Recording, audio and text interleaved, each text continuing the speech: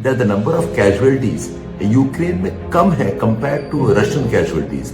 I'm quoting data from New York Times, UN की report, Wall Street Journal, and even report of the Economist.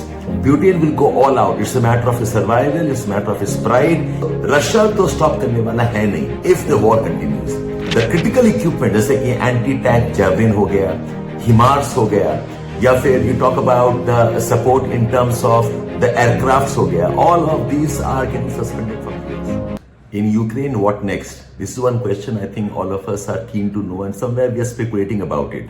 US ने अपना सारा add suspend कर दिया है, and even the support in terms of arms delivery it has been partly suspended because जो Patriot missiles हैं या anti-tank javelin missiles probably will no longer be delivered as of now at least. That's what Trump's government is telling us. The EU has stepped up definitely. We have seen कि UK के Prime Minister Mr. Starmer has supported Zelensky, and so has France. To some extent, the EU leaders have got together. Even Germany in support of Zelensky. But इसमें if you compare one on one कि Ukraine का position vis-a-vis Russia क्या है, so I'm comparing one on one, what I find is that the number of casualties Ukraine में कम है compared to Russian casualties. I'm quoting data from New York Times, UN की report, Wall Street Journal, and even report of the Economist. They say the casualty of Ukraine is in the range of about 1 to 2 lakhs. Whereas casualty in case of Russia is much higher. I have a report by Russia Matters that says that casualty, those died and those who were injured in Russia are approximately 7 lakhs. जहाँ की Ukraine में शायद killed and injured are about 4 lakhs. So much more higher casualties in Russia. And if you compare in terms of the losses in terms of military equipments, I have some report again. It says that the Russians have lost approximately more than 11,000 tanks and armored vehicles. When comparison में Ukraine has lost about 7,000 to 8,000 of them. Russians have lost more than 300 aircrafts. Ukraine has lost about 180 odd aircrafts. To compare the loss between two countries, Russia seemed to be losing a bit more. Particularly जो recently offensive हुआ है in the eastern Donetsk part में, Russia has become very aggressive. Lot of losses of Russians has been in the last 4, 5, 6 months. Now compare these losses with what has historically happened for the world wars and other wars. UK in World War II had lost approximately 7 lakh people पूरे World War II में. And if you add up Vietnam War and Afghanistan ka war, US has lost 58,000 personnel in Vietnam and about same amount even in Afghanistan over a span of almost 20 years. So अगर Ukraine Russia war को हम alone देखते हैं, it's a massive loss, it's a huge loss of life, equipments, money. इस condition में what do you think Ukraine should be doing? So हालांकि numbers look like that Ukraine probably is losing less, but Ukraine does not have the capacity to fight back beyond a certain time. Given the present type of resource it has, शायद 6 months is what is anticipated Ukraine can last. I have a quote of one of the political thinkers. His name is Mearsheimer. Mearsheimer Jr. He is one of the MAGAs. He is a strong supporter of Trump. But Mearsheimer says that this looks like a war of attrition. The war keeps on till the team that is not capable of losing anymore finally gives up. इस law of attrition में और इस process of war of attrition में Russia seems to have an upper hand. Russia alone has more than 1 million personnel who can fight, and और 2 million है as reserve. अब अगर आप पूरा ब्रिटेन उठा ले, यूरोप उठा ले for that matter, कुल मिला के यूरोप के पास में about 2 million personnel ही हैं. So even if Russia is having losses, it's very unlikely Putin will anytime give up and Putin will surrender. Putin will go all out. It's a matter of his survival. It's a matter of his pride. He can afford the expenses. If you look at the economy of Ukraine and Russia, Ukraine का negative growth जा चुका है more than 20%. Whereas the decline of Russia has been lesser. Of course, it's hitting Russians also very badly. But Putin will not give up here. Putin will keep on, and a lot of discussions where Putin has claimed that Ukraine technically is part of Russia. Ukrainians are destined to get wiped out that way. So Russia to stop करने वाला है नहीं if the war continues. So in these circumstances, can Europe support Ukraine and win the war for Ukraine? Can Europe have the capacity to deal with the Russians if US is not there? In my opinion, it's very, very unlikely. Unlikely, US has been claiming that it has donated or it has been supporting Ukraine with aid as much as $300 to $350 billion. इतना ज़्यादा नहीं है. अगर आप compare कर तुलना में, EU has spent definitely much more.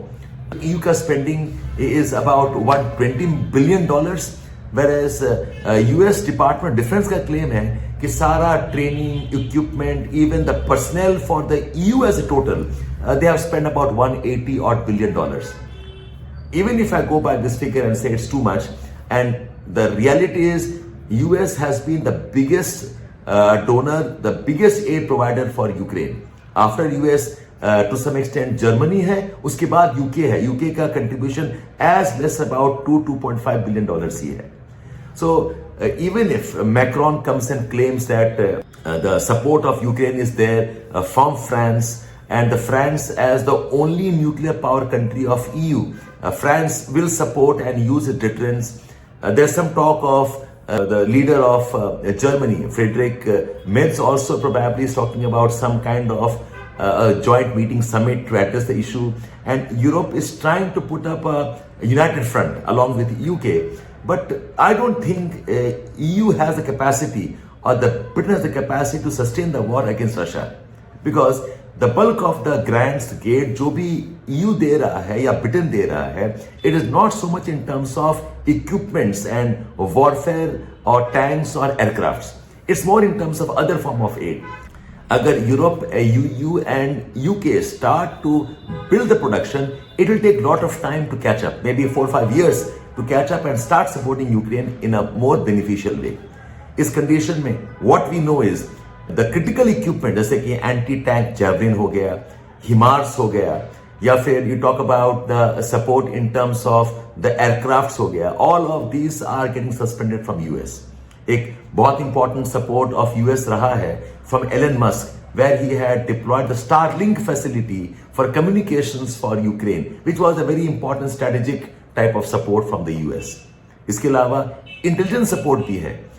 Since the declaration of Trump that they will no longer support Zelensky and Ukraine in this war, US has dramatically reduced its surveys, reconnaissance flights, and intelligence. So, इस condition में, I do not think Ukraine has too much of options left. While it does look like a type of bullying when US tells Ukraine or Zelensky about the mineral deal, it talks about talking to Russia.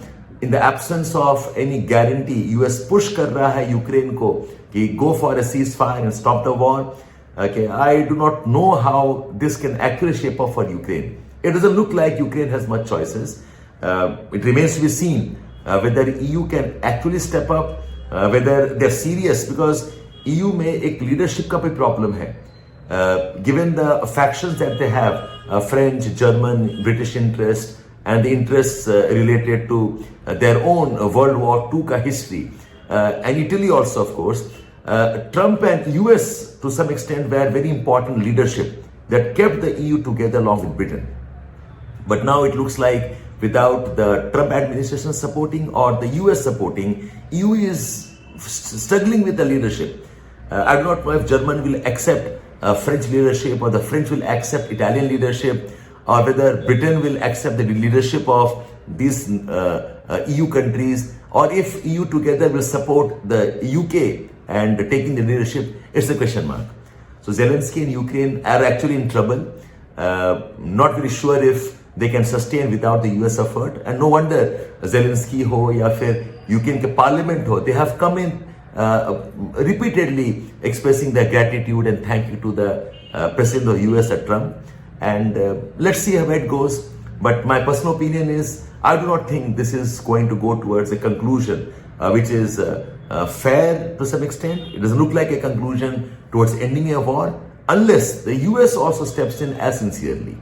So this is going to be a tricky moment, and it's anybody's guess. But what I'm sure is Russia is not going to relent. With all this confusion, Russians will push ahead, and you never know how the Chinese take advantage of the situation. Let's keep waiting. Hopefully, better sense prevails for all of us to stop fighting and conclude this so devastating, so terrible a war that we have fought in the 21st century.